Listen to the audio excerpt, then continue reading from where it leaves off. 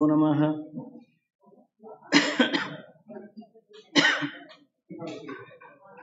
ಶ್ರೀಮದಾನಂದತೀರ್ಥ ಭಗವತ್ಪಾದಾಚಾರ್ಯ ಗುರುಭ್ಯೋ ನಮಃ. ಹರಿ ಓಂ. ತಪಸ್ವಾಧ್ಯಾಯ ನಿರತಂ ತಪಸ್ವಿ ವಾಗ್ವಿದಾಂವರಂ ನಾರದಂ ಪರಿಪಪ್ರಚ್ಛ ವಾಲ್ಮೀಕಿರ್ಮುನಿಪುಂಗವಂ ಅಶೇಷವಾಗ್ಜಾಡ್ಯಮಲಾಪಹಂತ್ರಿ ನವಂ ಸ್ಪಷ್ಟಸುವಾಕ್ಪ್ರದಾಯಿನಿ ಮಮೇಹ ಜಿಹ್ವಾಗ್ರಸುರಂಗನರ್ತಕಿ ಭವಪ್ರಸನ್ನಾ ವದನೆ ಚ ಮೇ ಶ್ರೀಃ. ಧರ್ಮವಿಜ್ಞಾನವೈರಾಗ್ಯಪರಮೈಶ್ವರ್ಯಶಾಲಿನಃ ಆನಂದತೀರ್ಥಭಗವತ್ಪಾದಾನ್ ವಂದೇ ನಿರಂತರಂ. ಭವತಿ ಯದನುಭಾವಾದೇಡಮೂಕೋऽಪಿ ವಾಗ್ಮಿ ಜಡಮತಿರಪಿ ಜಂತುರ್ಜಾಯತೆ ಪ್ರಾಜ್ಞಮೌಲಿಃ. ಸಕಲವಚನಚೇತೋ ದೇವತಾ ಭಾರತೀ ಸಾ ಮಮ ವಚಸಿ ನಿಧತ್ತಾಂ ಸನ್ನಿಧಿಂ ಮಾನಸೇ ಚ. ನಮೋऽಸ್ತು ತಾತ್ವಿಕಾ ದೇವಾಃ ವಿಷ್ಣುಭಕ್ತಿಪರಾಯಣಾಃ ಧರ್ಮಮಾರ್ಗೇ ಪ್ರೇರಯಂತು ಭವಂತಃ ಸರ್ವ ಏವ ಹಿ. ವಾಲ್ಮೀಕೇರ್ಗೌಃ ಪುನೀಯಾನ್ ಮಹೀಧರಪದಾಶ್ರಯಾ ಯದ್ದುಗ್ಧಮುಪಜೀವಂತಿ ಕವಯಸ್ತರ್ಣಕಾ ಇವ. ಚಿತ್ರೈಃ ಪದೈಶ್ಚ ಗಂಭೀರೈಃ ವಾಕ್ಯೈರ್ಮಾನೈರಖಂಡಿತೈಃ ಗುರುಭಾವಂ ವ್ಯಂಜಯಂತಿ ಭಾತಿ ಶ್ರೀಜಯತೀರ್ಥವಾಕ್. ಅರ್ಥಿಕಲ್ಪಿತಕಲ್ಪೋऽಯಂ ಪ್ರತ್ಯರ್ಥಿಗಜಕೇಸರಿ ವ್ಯಾಸತೀರ್ಥಗುರುರ್ಭೂಯಾತ್ ಅಸ್ಮದಿಷ್ಟಾರ್ಥಸಿದ್ಧಯೇ. ತಪೋವಿದ್ಯಾವಿರಕ್ತ್ಯಾದಿ ಸದ್ಗುಣೋಘಕರಾನಹಂ ವಾದಿರಾಜಗುರುನ್ ವಂದೇ ಹಯಗ್ರೀವದಯಾಶ್ರಯಾನ್. ಪ್ರಣಮತ್ಕಾಮಧೇನುಂಚ ಭಜತ್ಸುರತರೂಪಮಂ ಶ್ರೀಭಾವಬೋಧಕೃತ್ಪಾದಚಿಂತಾಮಣಿಮುಪಾಸ್ಮಹೇ. ಶ್ರೀಮತೋ ರಾಘವೇಂದ್ರಸ್ಯ ನಮಾಮಿ ಪದಪಂಕಜೆ ಕಾಮಿತಾಶೇಷಕಲ್ಯಾಣಕಲನಾಕಲ್ಪಪಾದಪೌ. ನೈವೇದ್ಯಗವಿಷಂ ರಾಮೇ ವೀಕ್ಷತದ್ಭುಕ್ತಿಭಾಗ್ಗುರುಃ ಯೋ ದರ್ಶಯೇದ್ರವಿಂ ರಾತ್ರೌ ಸತ್ಯಬೋಧೋऽಸ್ತು ಮೇ ಮುದೇ. ಆರೂಢಃ ಸಹಸಾ ಯತೀಂದ್ರಪದವೀಂ ಗತ್ವಾ ಚ ವಾರಾಣಸೀಂ ತತ್ರತ್ಯಾನ್ ಕುಮತಃ ಪ್ರಚಾರನಿರತಾನದ್ವೈತಿ ದಿಗ್ಧಂತಿನಃ. ಪ್ರೌಢಾರ್ಥೈರ್ವಚನೈಃ ಸುಯುಕ್ತಿಗದಿತೈಃ ಸಂಭೀಷಯನ್ಮೋದಯನ್ ಸತ್ಯಧ್ಯಾನಸುಕೇಸರಿ ವಿಜಯತೆ ಪದಾಶ್ರಿತಶ್ರೀಪತೇಃ. ಸತ್ಯಾಭಿಜ್ಞಕರಾಬ್ಜೋತ್ಥಾನ್ ಪಂಚಾಶದ್ವರ್ಷಪೂಜಕಾನ್ ಸತ್ಯಪ್ರಮೋದತೀರ್ಥಾರ್ಯಾನ್ ನೌಮಿನ್ಯಾಯಸುಧಾರತಾನ್. ಆಪಾದಮೂಲಿಪರ್ಯಂತಂ ಗುರುಣಾಂ ಆಕೃತಿಂ ಸ್ಮರೇತ್ ತೇನ ವಿಘ್ನಾಃ ಪ್ರಣಶ್ಯಂತಿ ಸಿದ್ಧ್ಯಂತಿ ಚ ಮನೋರಥಾಃ. ರಾಘವಃ ಪರಮೋದಾರೋ ಮುನೀನಾಂ ಮುದಮಾವಹನ್ ಸಹತ್ವಾ ರಾಕ್ಷಸಾನ್ ಸರ್ವಾನ್ ಯಜ್ಞಘ್ನಾನ್ ರಘುನಂದನಃ. ಸ್ವಸ್ತಿಸ್ತು. ನಿನ್ನೆ ದಿನ ರಾಮಚಂದ್ರ ದೇವರ ದಿವ್ಯ ಮಹಿಮೆಯನ್ನ ನಾವು ಕಾಣ್ತಾ, ರಾಮಚಂದ್ರ ದೇವರು ಯಾವ ರೀತಿ ಹುಟ್ಟಿದರು, ರಾಮಚಂದ್ರ ದೇವರಿಗೆ ಹುಟ್ಟಿದೆಯೋ ಇಲ್ವೋ ಎನ್ನುವ ವಿಚಾರವನ್ನ ಗುರುಗಳು ಜ್ಞಾನಿಗಳು ಎಲ್ಲರೂ ಬಹಳ ಸುಂದರವಾಗಿ ತಿಳಿಸಿಕೊಟ್ಟಾರೆ. ಅದರ ಜೊತೆಗೆ ಅಣ್ಣ ತಮ್ಮೆಂದರು ಹೇಗಿರಬೇಕು ಅನ್ನುವ ವಿಚಾರವನ್ನು ಹುಟ್ಟಿದಾಗಲಿಂದಲೂ ಕೂಡ ಲಕ್ಷ್ಮಣ ಒಂದು ಕ್ಷಣವೂ ಬಿಟ್ಟು ಇರ್ತಾ ಇದ್ದಿದ್ದಿಲ್ಲ ಎನ್ನುವ ವಿಚಾರ, ಆಮೇಲೆ ಅವರು ಬೆಳೆದಿರುವ ಒಂದು ವಿಚಾರ, ಆನಂತರ ವಿಶ್ವಾಮಿತ್ರರು ಬಂದಾಗ 60,000 ವರ್ಷದ ಆ ತಂದೆ 60,000 ವರ್ಷದ ನಂತರ ಮಕ್ಕಳಾದ್ರೆ ಒಂದು ಕ್ಷಣನೂ ಬಿಟ್ಟಿರ್ಲಿಕ್ಕೆ ಆಗೋದಿಲ್ಲ. ಅಂಥದ್ದು ವಿಶ್ವಾಮಿತ್ರರು ನಿನ್ನ ಮಗನ ಕೊಟ್ಟು ಬಿಡಪ್ಪ. ಎಷ್ಟು ಆಲೋಚನೆ. ನಡಗಿ ಹೋದ ದಶರಥ. ನೇನ್ ಪ್ರಾಣನೇ ಹೋಗ್ತಾ ಇದೆ ಅಂತ ಅನಿಸ್ತು. ಕೊಡ್ಲಿಕ್ಕೆ ಆಗೋದಿಲ್ಲ ಅಂತಂದಾಗ, ಹೋಗ್ಲಿಪ್ಪ, ನಿಮ್ಮ ವಂಶದವರು ಯಾರು ಮಾತನ್ನ ತಪ್ಪಿದವರಲ್ಲ. ಹಾಗಾದ್ರೆ ಮತ್ತೆ ಇಕ್ಷ್ವಾಕುವಿನ ವಂಶದಲ್ಲಿ ಮಾತು ತಪ್ಪಿದವನು ನೀನು ಅಂತಾಗ್ಲಿ, ನಾನೇನ್ ಮಾಡ್ಲಿಕ್ಕೆ ಆಗೋದಿಲ್ಲ. ಮಾತಿಗೆ ಎಷ್ಟು ಬೆಲೆ ಇರ್ತಾ ಇದೆ. ಒಬ್ಬ ವ್ಯಕ್ತಿ ಮಾರ್ಕೆಟ್ನಲ್ಲಿ ಆಚಾರ್ಯ ಭೇಟಿಯಾದ್ರಂತೆ.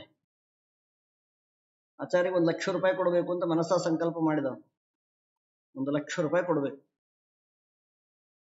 ಆಚಾರ್ಯ ದಯಮಾಡಿ ಮನೆಗೆ ಬರಬೇಕು.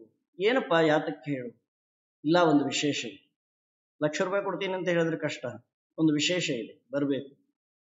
ಸರಿ, ಅರ್ಧ ಹಾದಿಗೆ ಹೋದ ಮೇಲೆ ಆಚಾರ್ಯಗೆ 1,00,000 ರೂಪಾಯಿ ಕೊಡೋ ಅವಸರನ 50,000 ರೂಪಾಯಿ ಕೊಟ್ಟರೆ ಸರಿ ಹೋಗಲ್ವಾ ಅನ್ನಿಸ್ತು. ಅರ್ಧ ಹಾದಿಗೆ 50,000 ಬಂತು. ಇನ್ನು ಮನೆ ಹತ್ರ ಬಂದಾಗ 25,000ಕ್ಕೆ ಬಂತು, 10,000ಕ್ಕೆ ಬಂತು. ಮನಿ ಕಟ್ಟಿ ಹತ್ತೋದಕ್ಕೆ 1,000 ಬಂತು. ಮನಿ ಹೊಸ್ತಲ ಕಾಲು ಹಾಕ್ಬೇಕಾದ್ರೆ 100 ರೂಪಾಯಿಗೆ ಬಂತು. ಕೊನೆಗೆ ಹೆಂಡ್ತಿ ಅಂದ್ಲು, ಯಾಕ್ರಿ, ಯಾಕೆ ಕರ್ಕೊಂಡು ಬಂದ್ರಿ ಆಚಾರ್ಯನ? ಏನಿಲ್ಲ ಪಾಪ, ಹಾಗೆ ಹೋಗ್ತಾ ಇದ್ರು. ಏನ್ರಿ ಆಚಾರ್ಯ, ಎಲ್ಲಿಗೆ ಹೋಗ್ತಾ ಇದ್ದೀರಿ ಅಂತ ಕೇಳಿದ್ರೆ, ಏನಪ್ಪಾ, ಇಲ್ಲೇ ನಿಮ್ಮ ಮನೆ ಹತ್ರದಂತಲ್ಲ, ಬಂದು ಹೋಗ್ತೀನಿ ಅಂತ ಅಂದ್ರು, ಅದಕ್ಕೆ ಕರ್ಕೊಂಡು ಬಂದೆ. ತಾನು ಕರೆದದ್ದು, ಆದ್ರೆ ಹೆಂಡತಿ ಹತ್ರ ಸುಳ್ಳು ಹೇಳ್ತಾನೆ ವ್ಯಕ್ತಿ.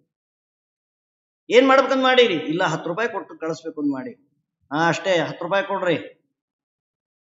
1,00,000 ರೂಪಾಯಿ ಸಂಕಲ್ಪ ಮಾಡಿದ್ದು ದೇವ್ರು ಕಸ್ಕೊಂಡ್ ಬಿಡ್ತಾನ್ರಿ. ಅದು ಯಾವ ರೀತಿ ಕಸ್ಕೊಳ್ತಾನ ಅದಕ್ಕೆ ಗೊತ್ತು. ಈ ಬ್ರಾಹ್ಮಣನಿಗೆ 1,00,000 ರೂಪಾಯಿ ಬರೋ ವಿಚಾರ ಹ್ಯಾಕ್ ಕೊಡಿಸ್ಬೇಕು ಹಾಗೆ ಕೊಡಿಸ್ತಾನೆ. ಆ ವ್ಯಕ್ತಿಯಿಂದಲೇ ಕೊಡಿಸ್ಬೇಕು ಅಂತೇನಿಲ್ಲ. ಹೀಗಾಗಿ ನಾವು ಸಂಕಲ್ಪ ಮಾಡುವ ಸಂದರ್ಭದಲ್ಲಿ ಎಚ್ಚರ ಇಟ್ಕೊಂಡು ಸಂಕಲ್ಪ ಮಾಡಿ. ನೀವು 10 ರೂಪಾಯಿ ಕೊಡ್ತೀನಿ ಅಂತ ಸಂಕಲ್ಪ ಮಾಡಿ 1,00,000 ರೂಪಾಯಿ ಕೊಡ್ರಿ, ಒಳ್ಳೇದಾಗ್ತದೆ. 1,00,000 ರೂಪಾಯಿ ಕೊಡ್ತೀನಿ ಅಂತ ಹೇಳಿ 10 ರೂಪಾಯಿ ಕೊಟ್ರೆ ಎಲ್ಲಾನು ಕಸ್ಕೊಂಡ್ ಬಿಡ್ತಾನೆ ದೇವ್ರು. ಹೀಗೆ ಆ ದಶರಥನ ವಂಶ ಎಂಥ ವಂಶ ಅಂದರೆ, ಮಾತನ್ನ ಆಡಿಬಿಟ್ರೆ ಮುಗೀತು. ಪ್ರಾಣವಾದ್ರೂ ಬಿಡ್ತಾರಾಗ್ಲಿ, ಮಾತೆ ಆ ಕೊಟ್ಟಿದ್ದನ್ನ ಬಿಡೋದಿಲ್ಲ, ನಡೆಸೇ ತೀರ್ತಾರೆ. ವಿಶ್ವಾಮಿತ್ರರಂದ್ರು, ನಿನ್ನ ವಂಶಕ್ಕೆ ಒಂದು ದೊಡ್ಡ ಕಳಂಕ ಇದು ಅಂತಂದಾಗ ವಶಿಷ್ಠರು ಬಂದು ಮಧ್ಯಸ್ಥಿಕೆ ಮಾಡಿ, ಇಲ್ಲ, ನಿನ್ನ ಮಗ ಸಾಮಾನ್ಯನಲ್ಲ, ನೀನು ಆತನನ್ನು ಕೊಟ್ಟು ಕಳಿಸು ಅಂತ ಹೇಳಿದಾಗ ಒಪ್ಕೊಂಡು ಕಳಿಸ್ತಾರೆ. ಬಲ ಅತಿಬಲ ಎನ್ನುವ ದಿವ್ಯ ಮಂತ್ರಗಳ ಉಪದೇಶವನ್ನು ಮಾಡ್ತಾರೆ ಅಂತಂತಾರೆ. ಉಪದೇಶ ಮಾಡೋದಿಲ್ಲ, ತಮ್ಮ ವಿದ್ಯೆಯನ್ನು ಪರಮಾತ್ಮನಿಗೆ ಸಮರ್ಪಣೆಯನ್ನು ಮಾಡಿಕೊಳ್ತಾರೆ. ಮುಂದೆ ಆ ಸುಬಾಹು ಮಾರೀಚರು ಅತಿ ಘೋರ ರೂಪ, ಮಹಾಯೋಗ್ಯರು, ರಾವಣನ ಭಟರು. ದಶರಥ ಅಂದ, ಈ ರಾವಣನ ಕಿಂಕರರ ಸಂಹಾರ ಮಾಡೋದು ದೇವತೆಗಳಿಗಿಂದೇ ಸಾಧ್ಯ ಆಗಿಲ್ಲ, ನನ್ನ ಮಗ ಹೇಗೆ ಮಾಡ್ತಾನೆ? ನಿನ್ನ ಮಗ ದೇವತೆಗಳಲ್ಲಿ ಒಬ್ಬನಲ್ಲಪ್ಪ, ದೇವತೋತ್ತಮ. ಎಲ್ಲಾ ದೇವತೆಗಳಿಗೂ ಶಕ್ತಿಯನ್ನ ಕೊಡುವವ. ಯಾರು ಆತನಿಗೆ ಶಕ್ತಿ ಕೊಡುವವರಿಲ್ಲ. ದೈತ್ಯರು ಏನ್ ತಿಳ್ಕೊಳ್ತಾರೆ ಗೊತ್ತಾ? ಈ ಬ್ರಾಹ್ಮಣರು ಏನು ಯಜ್ಞಯಾಗಾದಿಗಳನ್ನು ಮಾಡ್ತಾರೆ, ಅರ್ಘ್ಯಾದಿಗಳನ್ನು ಕೊಡ್ತಾರೆ, ಅದರಿಂದ ನಾರಾಯಣನಿಗೆ ಶಕ್ತಿ ಬರ್ತದೆ. ಅದು ಸುಳ್ಳು. ಆತನಿಗೆ ಯಾರಿಂದು ಏನೂ ಆಗ್ಬೇಕಾಗಿಲ್ಲ. ಲಕ್ಷ್ಮಿ ಅಪೇಕ್ಷೆಯೂ ಕೂಡ ಪರಮಾತ್ಮನಿಗಿಲ್ಲ. ಕಿಂಚಿತ್ತೂ ಇಲ್ಲ ಲಕ್ಷ್ಮಿ ಅಪೇಕ್ಷೆ ಪರಮಾತ್ಮನಿಗೆ. ಇನ್ನು ಯಾತಕ್ಕೆ ಇಟ್ಕೊಂಡಿರ್ತಾನೆ ಅಂತಂದ್ರೆ, ಲಕ್ಷ್ಮಿಗೆ ಅನುಗ್ರಹ ಮಾಡೋದಕ್ಕಾಗಿ. ಲಕ್ಷ್ಮಿಯ ಮೇಲೆ ಅಪಾರ ಕಾರುಣ್ಯ. ಅಷ್ಟು ದೊಡ್ಡ ಭಕ್ತಳು ನಮ್ಮ ಲಕ್ಷ್ಮೀದೇವಿ. ಅದಕ್ಕಾಗಿ ಆ ಕರುಣೆಯನ್ನು ಮಾಡೋದಕ್ಕಾಗಿ ಆ ಲಕ್ಷ್ಮಿಯನ್ನು ಹತ್ತಿರದಲ್ಲಿಟ್ಟುಕೊಂಡಿದ್ದಾರೆ. ವಾಯು ಬ್ರಹ್ಮ ಭಾರತೀ ಸರಸ್ವತಿಯರ ಮೇಲೂ ಕೂಡ ಅಷ್ಟೇ, ಅಂದ್ರೆ ಲಕ್ಷ್ಮಿಗಿಂತಲೂ ಕೋಟ್ಯಾನುಕೋಟಿ ಪಟ್ಟು ಕಡಿಮೆ. ಅದರ ಬಹಳ ಅಭಿಮಾನ. ಯಾಕ್ರಿ ವಾಯುದೇವರ ಮೇಲೆ ಯಾಕಷ್ಟು ಅಭಿಮಾನ ಅಂತಂದ್ರೆ, ನಿನ್ನ ಇಚ್ಛೆಗೆ ಬಂದದ್ದು ಎನ್ನ ಇಚ್ಛೆಗೆ ಬರಲಿ, ಅನ್ಯದ ಬಯಕೆಯ ಕೊಡದಿರೋ ಶ್ರೀನಿವಾಸ ದಯಾನಿಧಿ ಅಂತ ಹೇಳ್ತಾರಲ್ಲ, ಭಗವಂತನ ಇಚ್ಛೆಯನ್ನ ಅರಿತು ಜೀವನ ಮಾಡ್ತಾರಂತೆ ವಾಯುದೇವರು. ಅಷ್ಟು ವಿಚಿತ್ರ ನೋಡ್ರಿ. ನಮ್ಮಲ್ಲಿ ನಾವು ಗಂಡ ಹೆಂಡತಿ ಮಕ್ಕಳು ಎತ್ತಿ ಎರಿಗೆಳಿತು ಅಂದ್ರೆ ಕೋಣಕ್ಕೆ ಎರಿಗೆಳಿತು ಅಂತಂತಿರ್ತೀವಿ. ಒಬ್ಬರ ವಿಚಾರ ಒಬ್ಬರಿಗೆ ಸಮ್ಮತ ಆಗೋದಿಲ್ಲ. ಇಂತಹ ವ್ಯಕ್ತಿ ಈ ರೀತಿ ಕರ್ಮವನ್ನು ಅವನು ಮಾಡಬೇಕು ಅಂತಂದ್ರೆ ವಾಯುದೇವರು ಅಲ್ಲಿ ಬಂದು ಸನ್ನದ್ಧರಾಗಿರ್ತಾರೆ. ಒಳಗಡೆ ಪರಮಾತ್ಮ ನಿಂತ ಅವರಿಂದ ಕರ್ಮವನ್ನು ಮಾಡಿಸ್ತಾ ಇರ್ತಾರೆ. ಇವನಿಗೆ ಇಂಥ ರೂಪ ಬರಬೇಕು, ಅಲ್ಲಿ ವಾಯುದೇವರು ಸಿದ್ಧರಾಗಿ ಬಿಟ್ಟಿರ್ತಾರೆ. ಎಲ್ಲವೂ ಭಗವಂತನ ಇಚ್ಛೆಯಂತೆ ನಡೀತಾರೆ. ಅದನ್ನೇ ಪ್ರಾತಃ ಸಂಕಲ್ಪ ಗದ್ಯದಲ್ಲಿ ನಮ್ಮ ರಾಘವೇಂದ್ರ ತೀರ್ಥ ಪ್ರಭುಗಳು ಹೇಳ್ತಾರೆ. ಅದಕ್ಕೆ ಭಗವಂತನ ಇಚ್ಛೆಯಂತೆ ನಮಗೆ ನಡಿಲಿಕ್ಕಾಗದೇ ಇದ್ರು ಅಟ್ಲೀಸ್ಟ್ ತಂದೆ ತಾಯಿ ಇಚ್ಛೆ, ಗುರುಗಳ ಇಚ್ಛೆಯಂತಾದ್ರೂ ನಡಿಬೇಕಂತ. ಅವರ ಇಚ್ಛೆಯಂತೆ ನಡೆದ್ರೆ ನಿಶ್ಚಿತವಾಗಿ ದೇವರ ಇಚ್ಛೆಯಂತೆ ನಡೆದಂತೆ. ಹೀಗೆ ಆ ವಿಶ್ವಾಮಿತ್ರರು ಎಲ್ಲ ದಿವ್ಯವಾದ ಅಸ್ತ್ರಗಳನ್ನ ಸಮರ್ಪಣೆ ಮಾಡಿಕೊಂಡಿದ್ದಾರೆ. ಅದರಿಂದ ಏನು ಅಂದ್ರೆ ಹಸುವೆ ಇಲ್ಲ, ನೀರಡಿಕೆ ಇಲ್ಲ, ಮುಪ್ಪು ಬರೋದಿಲ್ಲ, ನಿದ್ರೆ ಬರೋದಿಲ್ಲ. ಅಲ್ರಿ, ಲಕ್ಷ್ಮಣ ಮುಂದೆ 14 ವರ್ಷ ನಿದ್ರೆ ಮಾಡೋದಿಲ್ಲ. 14 ವರ್ಷ ನಿದ್ರೆ ಹೇಗೆ ಮಾಡಲಿಲ್ಲ? ಒಂದು ದಿವಸ ನಾವು ನಿದ್ದೆ ಇಲ್ಲ ಅಂತಂದ್ರೇನೆ ಹೇಗಾಗೋ ಆಗ್ತಾ ಇರ್ತದೆ. 14 ವರ್ಷ ನಿರಂತರವಾಗಿ ನಿದ್ರೆ ಮಾಡಲಿಲ್ಲ. ಅದು ಇಂತಹ ದಿವ್ಯ ಅಸ್ತ್ರಗಳ ಬಲ ಇರುತ್ತೆ. ನಾವೆಲ್ಲ ಏನ್ ತಿಳ್ಕೊಂಡ್ಬಿಡ್ತೀವಿ, ನಮಗ ಆ ಕೈಲಾಗಿಲ್ಲ ಅಂತಂದ್ರೆ ಹಿಂದಿನ ಯಾವ ವ್ಯಕ್ತಿಗಳಿಗೂ ಏನು ಕೈಲಾಗೋದಿಲ್ಲ ಅಂತನ್ನೋದು ನಮ್ಮ ಒಂದು ಮನಸ್ಥಿತಿ. ಹಾಗೆಲ್ಲ ಅಲ್ಲ. ಆಗಿನ ಕಾಲದಲ್ಲಿ ಅಷ್ಟು ದಿವ್ಯವಾದ ಶಕ್ತಿಯನ್ನು ಉಳ್ಳವರಾಗಿದ್ರು. ಮುಂದೆ ಆ ಸುಬಾಹು ಮಾರೀಚರ ಜೊತೆ ಯುದ್ಧ ಆಡಬೇಕಾದಾಗ ಪ್ರಾರಂಭದಲ್ಲಿ ವಿಶ್ವಾಮಿತ್ರರು ಯಾಗವನ್ನು ಪ್ರಾರಂಭ ಮಾಡಿದ್ದಾರೆ. ಯಾಗವನ್ನು ಪ್ರಾರಂಭ ಮಾಡಿದಾಗ ಮೊದಲು ಅದಕ್ಕೆ ಒಂದು ದೊಡ್ಡ ಛತ್ತನ್ನೇ ನಿರ್ಮಾಣ ಮಾಡಿದ್ದಾರೆ ರಾಮಚಂದ್ರ ದೇವರು. ಎದರಿಂದ? ಬಾಣಗಳಿಂದ ಬಾಣಗಳಿಂದ ಒಂದು ದೊಡ್ಡ ಛತ್ತನ್ನೇ ನಿರ್ಮಾಣ ಮಾಡಿದ್ದಾರೆ. ಏನು ಗೊತ್ತಾ, ಒಂದು ಸಣ್ಣ ಹುಳು ಕೂಡ ಒಳಗೆ ಬರ್ಲಿಕ್ಕೆ ಸಾಧ್ಯ ಇಲ್ಲ. ದೈತ್ಯರಲ್ಲ, ಒಂದು ಸಣ್ಣ ಹುಳು ಕೂಡ. ಅತೀ ಘೋರವಾದ ನಗು,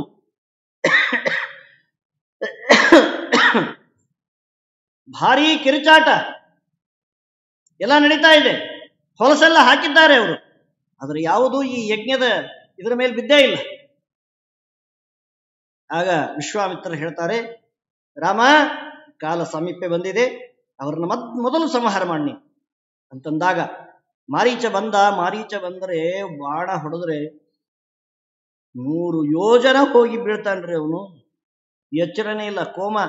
ಮುಂಜಾನೆ ನಾ ಎಲ್ಲಿದ್ದೀನಿ ಅಂತ ಹೀಗೆ ಹೇಳ್ಬೇಕು. ಅಂಥ ಪರಿಸ್ಥಿತಿ. ಎಷ್ಟೋ ದಿನಗಳವರೆಗೆ ಅವನಿಗೆ ಎಚ್ಚರನೇ ಇಲ್ಲ. ಸುಬಾಹು ಬಂದ, ಮಾನವಾಸ್ತ್ರ ಅನೇಕ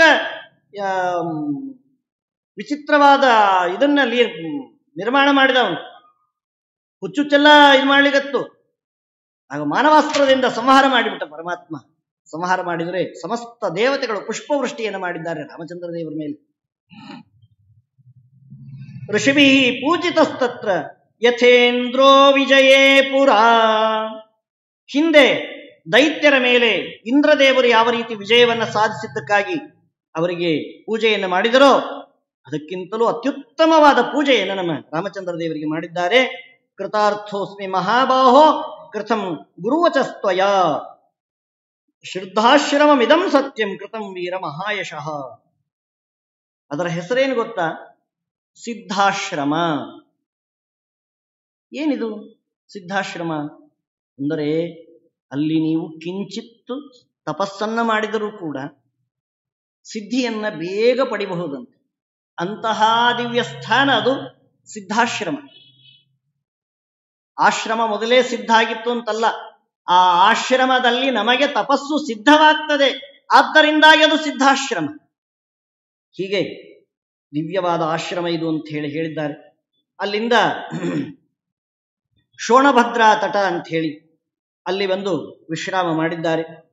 ಮಿಥಿಲಾ ಪಟ್ಟಣಕ್ಕೆ ಹೋಗುವ ಹಾದಿ. ವಿಶ್ವಾಮಿತ್ರರು ಮಿಥಿಲಾ ಪಟ್ಟಣ ಕರ್ಕೊಂಡು ಹೋಗ್ತಾ ಇದ್ದಾರೆ.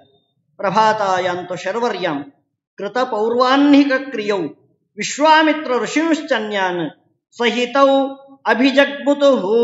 ಕೇವಲ ವಿಶ್ವಾಮಿತ್ರರು ರಾಮ ಲಕ್ಷ್ಮಣರಷ್ಟೇ ಹೋಗಿಲ್ಲ, ವಿಶ್ವಾಮಿತ್ರ ಋಷೀಂಶ್ಚ ಅನ್ಯಾನ್ ಋಷೀನ್, ಅನೇಕ ಋಷಿಗಳು ಹಿಂದೆ ಬರ್ತಾ ಇದ್ದಾರೆ. ಯಾಕೆ ಬರ್ತಾ ಇದ್ದಾರೆ ಅಂದರೆ ಆ ರಾಮನ ದಿವ್ಯವಾದ ಮುಖವನ್ನು ನೋಡಿ ಅವರಿಗೆ ಬೇರೆ ಕಡೆ ಹೋಗ್ಲಿಕ್ಕೆ ಮನಸ್ಸೇ ಬಂದಿಲ್ಲ ಅಂತ. ಎಲ್ಲಾ ಆಶ್ರಮಗಳನ್ನು ಬಿಟ್ಟು ನಿನ್ನಿಂದ ಬಂದ್ಬಿಡ್ತೀನಪ್ಪ ಅಂತ ಹೇಳಿ ಹೋಗ್ತಾ ಇದ್ದಾರೆ. ಕೆಲವು ರಾಘವೇಂದ್ರ ಸ್ವಾಮಿಗಳ ಜೀವನದಲ್ಲೂ ನಾವು ಕೇಳ್ತೇವೆ, ಅನೇಕ ಶಿಷ್ಯರು ಸ್ವಾಮಿ ನಾವು ನಿಮ್ಮ ಹಿಂದೆ ಬಂದ್ಬಿಡ್ತೀವಿ, ದೊಡ್ಡ ದೊಡ್ಡ ಆಸ್ತಿಯನ್ನ ಬಿಟ್ಟು ಹೋದವರಿದ್ದಾರೆ, ಎಲ್ಲವನ್ನ ತ್ಯಾಗ ಮಾಡಿ ಹೋಗಿದ್ದಾರೆ. ಅವರನ್ನ ನೋಡಿದ ತಕ್ಷಣದಲ್ಲೇನೆ ಏನ್ ಈ ಸಂಸಾರನೇ ಬೇಡಪ್ಪ, ಇವರೊಂದಿದ್ರೆ ಸಾಕು, ರಾಘವೇಂದ್ರ ಸ್ವಾಮಿಗಳಿದ್ರೆ ಸಾಕು, ಇನ್ಯಾರೂ ಬೇಡ ಅಂತ ಹೇಳಿ ಅವರಿಂದನೇ ಹೋದವರಿದ್ದಾರೆ. ಹಾಗೆ ನಮ್ಮ ರಾಮಚಂದ್ರ ದೇವರನ್ನ ಅನುಸರಿಸಿಕೊಂಡು ಅನೇಕ ಋಷಿಗಳು ಹೋಗಿದ್ದಾರೆ. ಅಭಿವಾದ್ಯ ಮುನಿಶ್ರೇಷ್ಠಂ ಜ್ವಲಂತಮಿವ ಪಾವಕಂ ಊಚತು ಪರಮೋದಾರಂ ವಾಕ್ಯಂ ಮಧುರ ಭಾಷಿಣೌ ಇಮೌ ಸ್ಮ ಮುನಿಶಾರ್ದೂಲ ಕಿಂಕರೌ ಸಮುಪಾಗತೌ ಆಜ್ಞಾಪಯ ಮುನಿಶ್ರೇಷ್ಠ ಶಾಸನಂ ಕರವಾವಕಿಂ.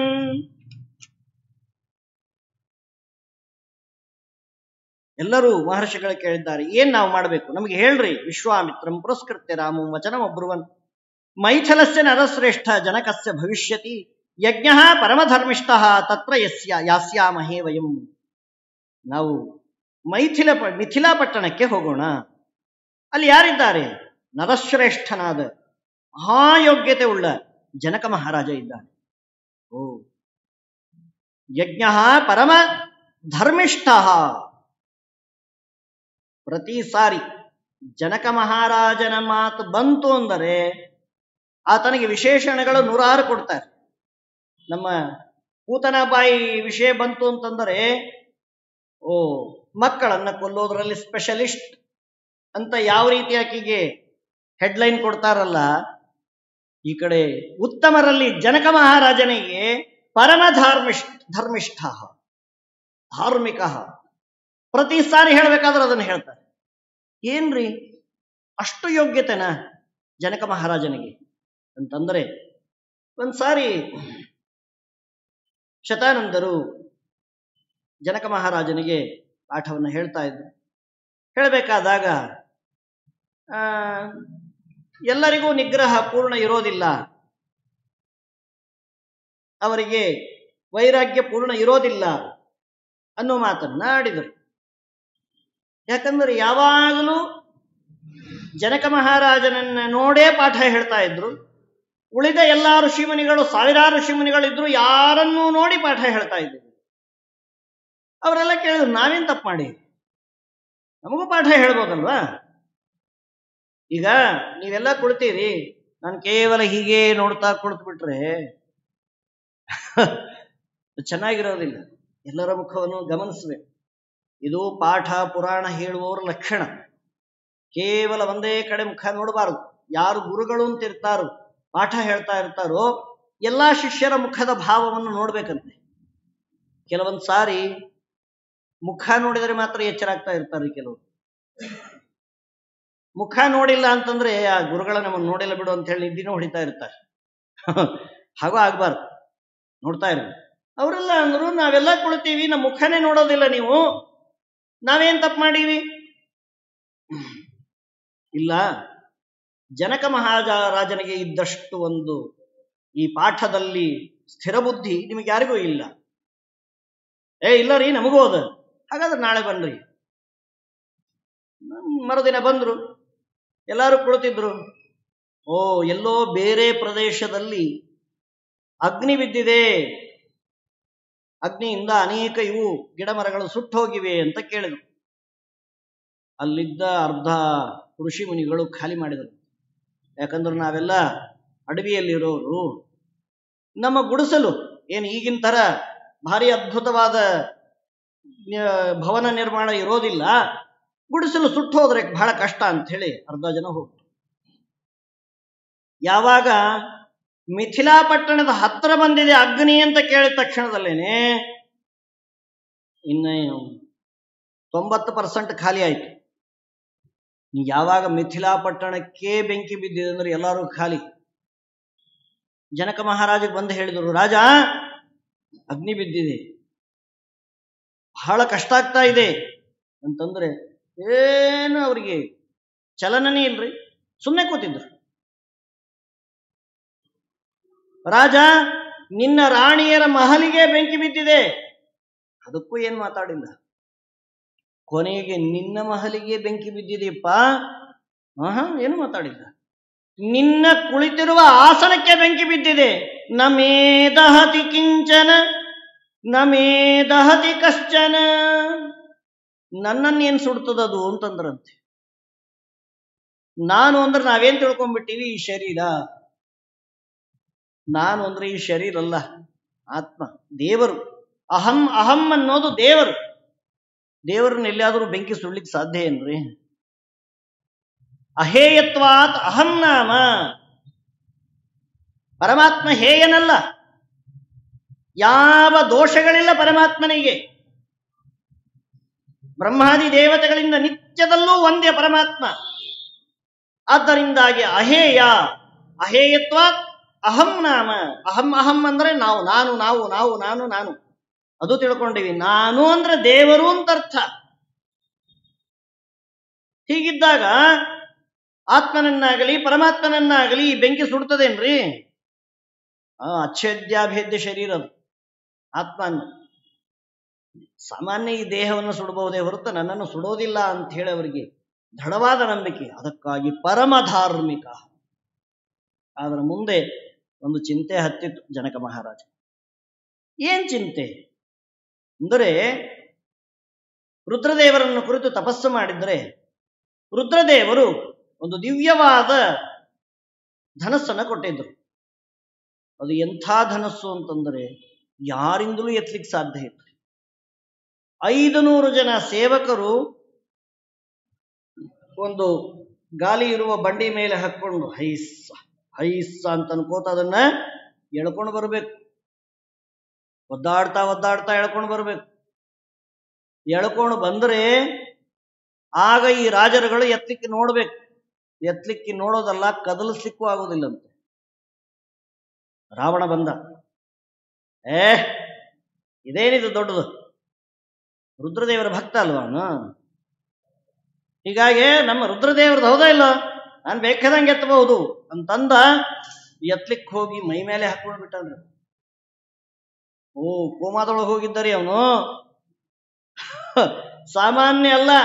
ಮತ್ತೆ ಈ ಎಲ್ಲ 500 ಜನರು ಕೂಡ ಧನಸ್ಸನ್ನ ಎತ್ತಿ ರಾಡ್ಗಳು ಅವೆಲ್ಲ ಹಾಕಿ ಸಾವಕಾಶ ಮತ್ತೆ ಬಂಡಿ ಏರಿಸಿದ್ರು. ಸರಿ ಆಯ್ತು, ಧನಸ್ಸಿದ್ರೆ ಏನ್ ದೊಡ್ಡ ಮಾತು ಅಂದ್ರೆ ಹಾಗಲ್ಲ. ನಮ್ಮ ಸೀತಾದೇವಿ ಒಂದ್ ಸರ್ತೆ ಚೆಂಡನ್ನ ಆಡ್ತಾ ಇದ್ರಂತೆ. ಆಗಿನ ಕಾಲಕ್ಕೂ ಚೆಂಡ ಇತ್ತರಿ, ಈಗಷ್ಟೇ ಅಲ್ಲ. ಬ್ಯಾಟ್ ಹಿಡಿದು ಬಾಲ್ನ ಹೊಡೆಯೋದು ಈಗಷ್ಟೇ ಅಲ್ಲ, ಆಗಲೂ ಚೆಂಡಿತ್ತು. ಆ ಚೆಂಡನ್ನ ಆಡ್ತಾ ಆಡ್ತಾ ನಮ್ಮ ಸೀತಾದೇವಿ ಬಂದಾಗ ಆ ಚೆಂಡು ಧನಸ್ಸಿನ ಕೆಳಗೆ ಹೋಗ್ಬಿಡ್ತು. ಕೆಳಗೆ ಹೋದ್ರೆ ಮೇಲಿನಿಂದ ಜನಕ ಮಹಾರಾಜ ನೋಡ್ತಾ ಇದ್ದಾನೆ, ಏನ್ ಮಾಡ್ತಾಳೆ ನೋಡೋಣ ಅಂತಂದಾಗ ಸಾವಕಾಶ ಆ ಧನಸ್ಸನ್ನ ಎತ್ತಿ ಬಿಟ್ಲಂತೆ. ಚೆಂಡ ತಕೊಂಡು ಹೋಗ್ಬಿಟ್ಲು. ಅಂದ, ಯಾರಿಂದಲೂ ಎತ್ತಲಿಕ್ಕಾಗದೆ ಇರೋ ಧನಸ್ಸನ್ನ ನನ್ನ ಮಗಳು ಅತಿ ಅನಾಯಾಸವಾಗಿ ಎತ್ತಿ ಬಿಟ್ಟಾಳೆ ಅಂತಂದರೆ, ಈ ಧನಸ್ಸನ್ನ ಯಾರು ಎತ್ತುತ್ತಾರೋ, ಯಾರು ಜಾಬಂಧನ ಹಗ್ಗವನ್ನ ಕಟ್ತಾರೋ ಅವನೇ ಇವಳ ಪತಿಯಾಗಬೇಕು. ಅಷ್ಟೇ ಅಲ್ಲ, ಇನ್ನೇನ್ ಬೇಕು? ನನ್ನ ತಮ್ಮನ 3 ಮಕ್ಕಳು ಕೂಡ ಅದೇ ಮನೆಗೆ ಹೋಗ್ಬೇಕು. ಈಗಿನ ಕಾಲಕ್ಕೆ ಒಂದೇ ಮನೆಗೆ 4 ಮಕ್ಕಳನ್ನ ಕೊಡೋದಿಲ್ರಿ, ಗೊತ್ತಿದ್ರು ಕೊಡೋದಿಲ್ಲ. ಒಳ್ಳೆಯವರಿದ್ದಾರೆ ಅಂದ್ರೂ ಕೂಡ ಕೊಡೋದಿಲ್ಲ. ಈತ ಇದ್ದಾನಂದ್ರೆ ಆತನಕ್ಕಿಂತ ಉತ್ತಮರು ಇರ್ತಾರ್ರಿ, ಅಲ್ಲಿ ಕೊಡೋಣ. ಅವ್ರೇನಂತ ಇದ್ರು ಅಂದ್ರೆ, ಹಿಂದಿನವರು ಒಂದೇ ಕಡೆ ಇದ್ರೆ ಒಬ್ರಿಗೊಬ್ರು ಸಹಾಯ ಮಾಡ್ತಾರೆ ಅಂತ ಅರ್ಥ. ಈಗ ಹಾಗಲ್ಲ, ಒಂದೇ ಕಡೆ ಇದ್ರೆ ಭಯಂಕರ ಜಗಳಾಡ್ತಾರೆ ಅಂತ ಅರ್ಥ. ಒಂದೇ ಮನೆಯಲ್ಲಿದ್ದಾರಂತಂದ್ರೆ ಬಹಳ ಕಷ್ಟ. ಜನಕ ಮಹಾರಾಜ ಆ ಅಪೇಕ್ಷೆಯನ್ನು ಪಟ್ಟಿದ್ದ. ಪರಮಧಾರ್ಮಿಕ, ಭಾರೀ ಶುದ್ಧವಾದ ಆಚರಣಶೀಲ ಅಂತಹ ಜನಕ ಮಹಾರಾಜನ ಆಸ್ಥಾನಕ್ಕೆ ಹೋಗೋಣ ಅಂತ ಹೇಳಿದರು. ಅದ್ಭುತಂಚ ಧನುರತ್ನಂ ತತ್ರತ್ವಂ ದ್ರಷ್ಟುಮರ್ಹಸಿ ತದ್ಧಿ ಪೂರ್ವಂ ನರಶ್ರೇಷ್ಠ ದತ್ತಂ ಸದಸಿ ದೈವತೈಃ ಅಪ್ರಮೇಯ ಬಲಂ ಘೋರಂ ಮಖೆ ಪರಮಭಾಸ್ವರಂ ನಾಸ್ಯ ದೇವಾನ ಗಂಧರ್ವ ನಾಸುರಾನ ಚ ರಾಕ್ಷಸಾಃ ಕರ್ತುಮಾರೋಪಣಂ ಶಕ್ತಾಃ ನ ಕಥಂಚನ ಮಾನುಷಾಃ. ಅದನ್ನು ಯಾರ್ಯಾರ ಕಡೆಯಿಂದ ಎತ್ತಲಿಕ್ಕಾಗಿಲ್ಲ. ನಾಸ್ಯ ದೇವಾಃ, ದೇವತೆಗಳಿಂದ, ಗಂಧರ್ವರಿಂದ, ಅಸುರರಿಂದ, ರಾಕ್ಷಸರಿಂದ ಯಾರಿಂದಲೂ ಸಾಧ್ಯವಾಗಿಲ್ಲ. ಇನ್ನು ಮನುಷ್ಯರಿಂದ ಸಾಧ್ಯ ಆಗೋದಿಲ್ಲ ಅಂತ ಅನ್ನೋದನ್ನು ಹೇಳಬೇಕಾ ಪ್ರತ್ಯೇಕವಾಗಿ. ಧನುಸ್ತಸ್ಯ ವೀರ್ಯಂ ಹಿ ಜಿಜ್ಞಾಸ್ಯಂತೋ ಮಹೀಕ್ಷಿತಃ ನ ಶೇಕುರ್ ಆರೋಪಯಿತುಂ ರಾಜಪುತ್ರ ಮಹಾಬಲಾಃ ತದ್ಧನುರ್ ನರಶಾರ್ದೂಲ ಮೈಥಿಲಸ್ಯ ಮಹಾತ್ಮನಃ ತದ್ರಕ್ಷಸಿ ಕಾಕುತ್ಥ ಯಜ್ಞಂ ಚ ಪರಮಾದ್ಭುತಂ. ಅಲ್ಲಿಗೆ ಹೋಗೋಣ, ಆ ಧನುಸ್ಸಿನ ದರ್ಶನ ಮಾಡಿಕೊಳ್ಳೋಣ. ಸ್ವಸ್ತಿ ವಸ್ತು ಗಮಿಷ್ಯಾಮಿ ಸಿದ್ಧಾಶ್ರಮಾದಹಂ ಉತ್ತರೇ ಜಾಹ್ನವೀ ತೀರೆ ಹಿಮವಂತಂ ಶಿಲೋಚ್ಚಯಂ. ಈಗಿನ ಕಾಲದಲ್ಲಿ ಯಾರಾದರೂ ಅನೇಕ ಜನ ಒಬ್ಬರ ಹಿಂದೆ ಬಂದರೆ ಅವ್ರ ಹಿಂದಿನವರು ಊಟ ಬಟ್ಟೆ ಇದನ್ನು ನೋಡ್ಲಿಕ್ಕೇನೆ ಟೈಮ್ ಹೊರಟೋಗ್ಬಿಡುತ್ತೆ ಅಲ್ವಾ. ಆಗಿನ ಕಾಲದ ಋಷಿ ಮುನಿಗಳಿಗೆ ಅಡಿಗೆ ಮಾಡಿ ಹಾಕಬೇಕು ಅಂತ ಇದ್ದಿದ್ದೇ ಇಲ್ಲ.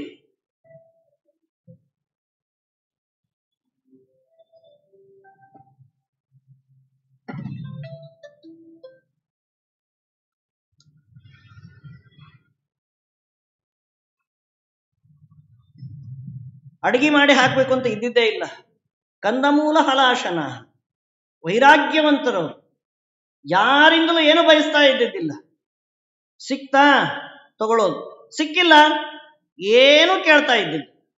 ಅನೇಕ ದಿನಗಳವರೆಗೆ ಉಪವಾಸ, ಅವರಿಗೆ ಅಪೇಕ್ಷೆನೇ ಆಗ್ತಾ ಇದ್ದಿದ್ದಿಲ್ಲ. ಈ ಊಟ, ನಿದ್ದೆ, ನೀರಡಿಕೆ, ಕೈಕಾಲು ಏನು ಯಾವುದು ಅಪೇಕ್ಷೆ ಇಲ್ಲ. ತಮ್ಮಷ್ಟಕ್ಕೆ ತಾವಿರ್ತಾ ಇದ್ರು. ಭಗವಂತನ ನೋಡೋದು ಆನಂದದಿಂದ ಅನೇಕ ವರ್ಷಗಟ್ಟಲೆ ಕಳೀತಾ ಇದ್ರು.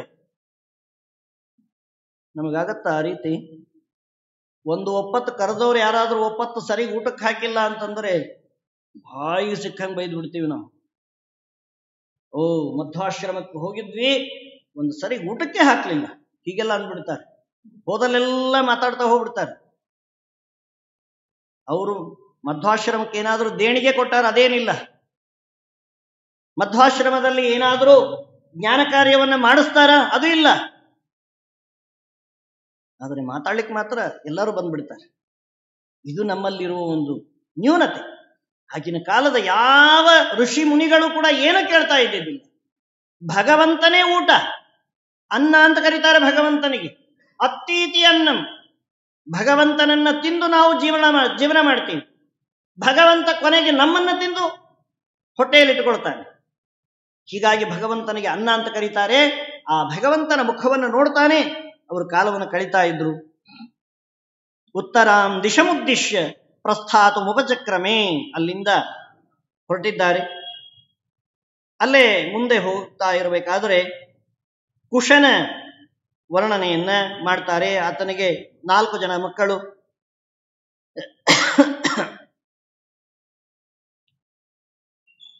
ಅವರೆಲ್ಲ ಮಹಾಜ್ಞಾನಿಗಳು. ಕುಶಾಂಬ ಅಂತ ಹೇಳಿ ಕೌಶಾಂಬಿ ಎನ್ನುವ ದೊಡ್ಡ ನಗರವನ್ನೇ ನಿರ್ಮಾಣ ಮಾಡ್ತಾನೆ. ಕುಶನಾಭ ಆತನು ದೊಡ್ಡ ಜ್ಞಾನಿ.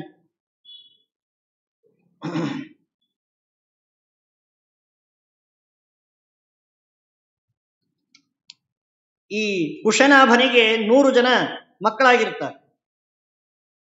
ಅವರು ಎಂಥ ವಿಚಿತ್ರ ವ್ಯಕ್ತಿಗಳು ಅಂದರೆ, ಈ ವಾಯು ಬಂದು ಕೇಳ್ತಾನೆ, ನನ್ನನ್ನು ಮದುವೆ ಆಗ್ತೀರಾ? ಅವರಂದರು ಸಾಧ್ಯ ಇಲ್ಲ ಅಂತ. ಈಗಿನ ಕಾಲಕ್ಕೆ ಮುಖ ನೋಡಿರೋದಿಲ್ಲ, ಮೋತಿ ನೋಡಿರೋದಿಲ್ಲ, ಆ ಚಾಟಿಂಗ್ ಅಂತ ಹೇಳಿ ಅವನೇನು ಐ ಲವ್ ಯು ಅಂತ ಇವ್ರು ಡಿಟ್ಟು ಅಂದ್ಬಿಡ್ತಾರ. ಏನ್ರಿ ಇದು? ಅವರ ಮಾತು ಎಂಥ ಅದ್ಭುತವಾದದ್ದು ಗೊತ್ತಾ? ಸುವರ್ಣಾಕ್ಷರದಲ್ಲಿ ಬರೆದಿಡಬೇಕಿದನ್ನು. ಯಸ್ಯನೋ ದಾಸ್ಯತಿ ಪಿತ ಸನೋ ಭರ್ತಾ ಭವಿಷ್ಯತಿ. ಎಂಥ ಅದ್ಭುತವಾದ ಮಾತು. ನಿಜವಾಗಿ ತಂದೆ ತಾಯಿಯರಲ್ಲಿ ಭಕ್ತಿ ಇದ್ದ ಮಕ್ಕಳು, ನಿಜವಾಗಿ ತಂದೆ ತಾಯಿಗಳು ನಮ್ಮ ಹಿತವನ್ನು ಬಯಸ್ತಾರೆ ಎಂದು ತಿಳಿದಿರುವ ಮಕ್ಕಳು ಈ ಮಾತನ್ನಾಡ್ತಾರೆ. ಕಂಡವರನ್ನು ನೋಡಿ ಅಪೇಕ್ಷೆ ಪಡೋದಿಲ್ಲ.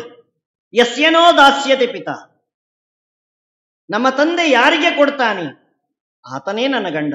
100 ಜನ ಮಕ್ಕಳು ಒಂದೇ ಮಾತಾಡ್ತಾರೆ ಒಕ್ಕೊರಲಿನಿಂದ.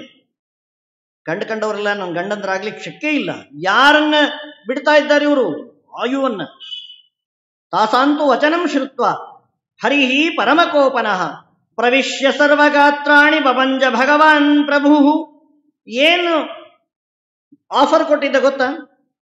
ನೀವೆಲ್ಲ ದೇವತಾ ಸ್ತ್ರೀಯರಾಗಿಬಿಡ್ತೀರಿ. ಹಸಿವೆ ನೀರಳಿಕೆ ಏನಿರೋದಿಲ್ಲ, ಎಲ್ಲರೂ 16 ವರ್ಷದವರಾಗ್ತೀರಿ ನೀವು. ನಾನು ಆ ಗ್ಯಾರಂಟಿ ಕೊಡ್ತೀನಿ. ನಿಮ್ಮನ್ನೆಲ್ಲ ದೇವಲೋಕ ಕರ್ಕೊಂಡು ಹೋಗ್ಬಿಡ್ತೀನಿ, ನಿಮ್ಮೆಲ್ಲರನ್ನ ಏಕಕಾಲದಲ್ಲಿ ಮದುವೆ ಆಗ್ತೀನಿ. ನೋಡ್ರಿ, ದೇವತೆಗಳು ಬಂದು ಕೇಳುವಷ್ಟು ಅದ್ಭುತವಾದ ಸೌಂದರ್ಯ ಅವರಲ್ಲಿ. ಯಾವಾಗ ತಂದೆ ಕೊಟ್ಟಲ್ಲೇ ಮದುವೆ ಮಾಡ್ತೀವಿ, ಇನ್ನು ಬೇರೆಯವ್ರನ್ನ ಮದುವೆ ಆಗೋದಿಲ್ಲ ಅಂತಂದಾಗ ಕುಬ್ಜತನ ಬರಲಿ ನಿಮಗೆ ಅಂತ ಹೇಳಿ ಶಾಪ ಕೊಟ್ಟು ಎಲ್ಲರೂ ವಿಕೃತ ರೂಪ ಉಳ್ಳವರಾದ ಮುಂದೆ ಅವರೆಲ್ಲ ಮತ್ತೆ ಶಾಪ ಕೊಡಬಹುದಾಗಿತ್ತಲ್ವಾ? ತಿರುಗಿ ನಾವೇನ್ ನಿಮ್ಮನ್ನ ಕೇಳಿದ್ದಿಲ್ಲ ಹೇಳಿದ್ದಿಲ್ಲ, ನೀವೇ ಬಂದು ಕೇಳಿದ್ರಿ, ನೀವೇ ಶಾಪ ಕೊಟ್ರಿ ಅಂತ ಹೇಳಿ ಇವರು ಶಾಪ ಕೊಡಬಹುದಾಗಿತ್ತು. ಆದರೆ ತಂದೆ ಹೇಳ್ತಾನೆ, ಅಲಂಕಾರೋಹಿ ನಾರೀಣಾಂ ಕ್ಷಮಾತು ಪುರುಷಸ್ಯವಾ ದುಷ್ಕರಂ ತಚ್ಚವೈಕ್ಷಾಂತಂ ತ್ರಿದಶೇಷು ವಿಶೇಷತಃ ಕ್ಷಮಾದಾನಂ ಕ್ಷಮಾ ಸತ್ಯಂ ಕ್ಷಮಾ ಯಜ್ಞಾಶ್ಚ ಪುತ್ರಿಕಾಃ ಕ್ಷಮಾ ಯಶಃ ಕ್ಷಮಾ ಧರ್ಮಃ ಕ್ಷಮಾಯಾಂ ವಿಷ್ಠಿತಂ ಜಗತ್. ಯಾರಿಂದಲಾದ್ರೂ ಏನಾದರೂ ತಪ್ಪಾಗಿದೆ ಅಂದರೆ ಅದಲ್ಲಿದಲ್ಲೇ ಬಿಟ್ಟು ಹೋಗ್ಬಿಡ್ಬೇಕು, ಅದನ್ನೇ ಹಿಡ್ಕೊಂಡು ಜೀವನ ಮಾಡಬಾರ್ದು. ಯಾರು ದ್ವೇಷವನ್ನ ಸಾಧಿಸ್ತಾ 12 ವರ್ಷ ಕಳೀತಾರೆ ಅವರು ಬ್ರಾಹ್ಮಣರಾಗಿದ್ರೆ ಅವರಲ್ಲಿ ಬ್ರಾಹ್ಮಣ್ಯ ಹೊರಟೋಗ್ಬಿಡುತ್ತೆ, ಕ್ಷತ್ರಿಯರಾಗಿದ್ರೆ ಕ್ಷತ್ರಿಯತ್ವ ಹೊರಟೋಗ್ಬಿಡುತ್ತೆ. ನೋಡ್ರಿ, ಯಾರ ಮೇಲೆ ಆಗಲಿ ದ್ವೇಷವನ್ನ ಸಾಧಿಸ್ತಾ 12 ವರ್ಷ ಪೂರ್ಣ ಆಗಿರಬಾರ್ದು. ಪೂರ್ಣ ಆಯ್ತು ಅಂದ್ರೆ ವೇಸ್ಟ್ ಅಂತ ಅರ್ಥ. ಒಂದು ಊರಿಗೆ ದೊಡ್ಡ ಸ್ವಾಮಿಗಳು ಸತ್ಯಪ್ರಮೋದ ತೀರ್ಥ ಶ್ರೀಪಾದಂಗಳವರು 12 ವರ್ಷ ಹೋಗಿದ್ದಿಲ್ಲ. ಇನ್ನೇನು ಕೊನೆ ವರ್ಷ ಆ ಊರಿನ ಜನ ಎಲ್ಲ ಬಂದು ಕೇಳ್ಕೊಂಡು, ಸ್ವಾಮಿ ತಾವು 12 ವರ್ಷ ಆಯ್ತು ನಮ್ಮ ಊರಿಗೆ ಬಂದಿಲ್ಲ. ಅಲ್ಲಪ್ಪ, ನೀವೇ ನಮ್ಮನ್ನು ದೂರ ಮಾಡ್ಕೊಳ್ತಾ ಇದ್ದೀರಿ, ನಾವ್ಯಾಕೆ ಬರೋಣ? ಇಲ್ಲ ಕ್ಷಮಾ ಮಾಡ್ರಿ, ನೀವು ದೊಡ್ಡವರು ಅಂತಂದಾಗ ಕ್ಷಮಾ ಮಾಡಿ ಅವ್ರು ಹೋಗ್ತಾರೆ.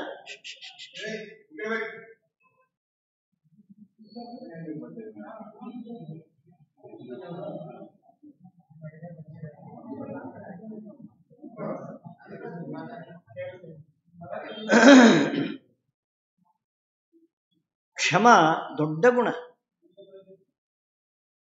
ಕ್ಷಮೆಯನ್ನ ಯಾರು ಮಾಡ್ತಾರಲ್ಲ ಅವರು ದೊಡ್ಡ ತಪಸ್ಸನ್ನು ಮಾಡ್ತಾ ಇದ್ದಾರೆ ಅಂತ ಅರ್ಥ. ಎಲ್ಲಾ ವಿಷಯಕ್ಕೂ ಕ್ಷಮಾ ಮಾಡೋದಲ್ಲ. ಉತ್ತಮರಿಗೆ ಅವಮಾನ ಮಾಡಿದಾಗ ಆಗ ಕ್ಷಮಾ ಮಾಡು ಅನ್ನೋದು ತಪ್ಪು.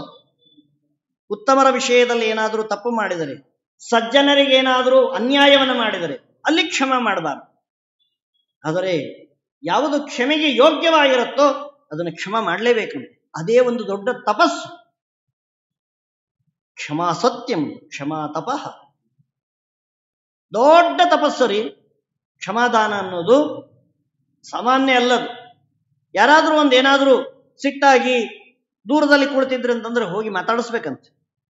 ಏನಪ್ಪಾ ಆರಾಮಿದ್ದೀರ? ನಿಮ್ ಜೊತೆ ಮಾತು ಬೇಕಾಗಿಲ್ರಿ. ಆಯ್ತಪ್ಪ, ಏನೋ ಆಯ್ತು, ವ್ಯತ್ಯಾಸ ಆಯ್ತು, ಅದನ್ನ ಅಲ್ಲೇ ಬಿಟ್ಟು ಬಿಡ್ರಿ, ಮುಂದೆ ಹೋಗ್ತಾ ಇರಬೇಕು ಅಂತ ಹೇಳ್ಬೇಕಂತ. ಯಾಕಂದ್ರೆ ನಾವು ಬದುಕೋದು ಎಷ್ಟು ವರ್ಷ ರೀ? ಮಹಾ ಅಂದ್ರೆ 70, 80, 100 ವರ್ಷ. ಅದಕ್ಕಿಂತ ಹೆಚ್ಚು ಬದುಕಲಿಕ್ಕೆ ಸಾಧ್ಯ ಇಲ್ಲ. ಭೇಟಿಯಾದವರೇ ಮತ್ತೆ ಭೇಟಿಯಾಗ್ಲಿಕ್ಕೆ ಶಕ್ಯನಾ? ಇಲ್ಲ. ಹೆಂಡತಿ ಎಲ್ಲೋ ಇರ್ತಾಳೋ, ಗಂಡ ಎಲ್ಲಿ ಇರ್ತಾನೋ, ಮಕ್ಕಳು ಯಾರಾಗ್ತಾರೋ ಏನು ಗೊತ್ತಿಲ್ಲ. ಈ ಮಧ್ಯಂತರದಲ್ಲಿ ಬಂದಿರ್ತೀವಿ, ಅದಕ್ಕಾಗಿ ಇಷ್ಟೆಲ್ಲ ಜಗಳ ಯಾಕೆ? ಒಂದು ಸ್ವಲ್ಪ ಹಣ ಖರ್ಚಾಯ್ತು, ಓ ಅಂತ ಜಗಳ. ವ್ಯರ್ಥ. ಖರ್ಚಾದ ಹಣ ಬರೋದಿಲ್ಲ, ಜಗಳ ಮಾತ್ರ ನಡೀತಾ ಇರ್ತದೆ. ಅಸಮಾಧಾನ, ಬಹಳ ದುಃಖ ಅಂತ ಅನ್ನೋದು, ಅದರಿಂದ BP ಶುಗರ್ ಬಂದ್ಬಿಟ್ಟು ಜಲ್ದಿ ಗೋವಿಂದ ಆಗ್ತಾನಷ್ಟೆ. ಅದರಿಂದ ವೇಸ್ಟ್. ಹೀಗಾಗಿ ಕ್ಷಮೆಯನ್ನು ಮಾಡೋದು ಬಹಳ ಶ್ರೇಷ್ಠ. ಊರ್ಧ್ವರೇತಾ ಶುಭಾಚಾರ ಬ್ರಾಹ್ಮಂ ತಪ ಉಪಾಗಮತ್. ಅವ್ರದೆಲ್ಲ ಎಲ್ಲವನ್ನ ಬಿಟ್ಟು ಬಿಟ್ಟು ತಪಸ್ಸನ್ನು ಮಾಡ್ಲಿಕ್ಕೆ ಶುರು ಮಾಡಿದರು. ಆಗ ಬ್ರಾಹ್ಮೇಣ ತಪಸಾಯುಕ್ತಂ ಪುತ್ರಮಿಚ್ಛಾಮಿ ಧಾರ್ಮಿಕಂ ಅಪತಿಶ್ಚಾಸ್ಮಿ ಭದ್ರಂತೆ ಭಾರ್ಯಾ ಚಾಸ್ಮಿ ನ ಕಸ್ಯಚಿತ್ ಬ್ರಾಹ್ಮೇಣೋಪಗತಾಯಾಶ್ಚ ದಾತುರ್ಮರ್ಹಸಿ ಮೇ ಸುತಂ. ಏನು ಅವ್ರು ತಪಸ್ಸು ಮಾಡಿದ್ದಕ್ಕೇನು ಅಂತಂದ್ರೆ, ನಮಗೊಬ್ಬ ಮಗನನ್ನು ಕೊಟ್ಬಿಡ್ರಿ. ಯಾರತ? ಬ್ರಹ್ಮದತ್ತ ಇತಿ ಖ್ಯಾತಂ ಮಾನಸಂ ಚೂಲಿನಸ್ೃತಂ. ಮಾನಸದಿಂದ ಹುಟ್ಟಿದ ಮಗ ಬ್ರಹ್ಮದತ್ತ ಅಂತ ಹೇಳಿ. ಸರಾಜ ಬ್ರಹ್ಮದತ್ತಸ್ತು ಪುರಿ ಮಧ್ಯವಸತ್ತದ ಕಾಂಪಿಲ್ಯಾಂ ಪರಯಾ ಲಕ್ಷ್ಮ್ಯ ದೇವರಾಜೋ ಯಥಾದಿವಂ. ಕಾಂಪಿಲ್ಯ ದೇಶದ ರಾಜನಾದ ಬ್ರಹ್ಮದತ್ತ ಅಂತ ಹೇಳಿ. ಹೀಗೆ ಅವರೆಲ್ಲರ ಮಹಿಮೆಯನ್ನು ಹೇಳ್ತಾರೆ. ಗಾಧಿರಾಜನ ಉತ್ಪತ್ತಿ,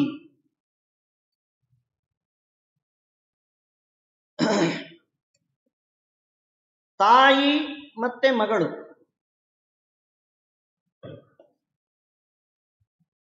ತಾಯಿ ಏನಿದ್ದಾಳೆ ರಾಜನ ಪತ್ನಿ, ಮಗಳೇನಿದ್ದಾಳೆ ಬ್ರಾಹ್ಮಣನ ಪತ್ನಿ. ಋಷಿಗಳು ಏನ್ ಮಾಡಿದ್ರು, ಒಂದರಲ್ಲಿ ಕ್ಷತ್ರಿಯ ಯೋಗ್ಯವಾಗಿರತಕ್ಕಂತಹ ದಿವ್ಯ ಮಂತ್ರಗಳಿಂದ ಕಲಶವನ್ನು ಇಟ್ಟು, ಇನ್ನೊಂದು ಬ್ರಾಹ್ಮಣ ಜನನಕ್ಕೆ ಯೋಗ್ಯವಾದ ಮಂತ್ರಗಳಿಂದ ಇನ್ನೊಂದು ಕಲಶವನ್ನು ಇಟ್ಟು. ಈ ಹೆಣ್ಮಕ್ಕಳಿಗೆ ಒಂದು ಚಟ ಇರುತ್ತಾರೆ, ಈಗಿಂದಲ್ಲ ಆಗಿನಿಂದಲೂ.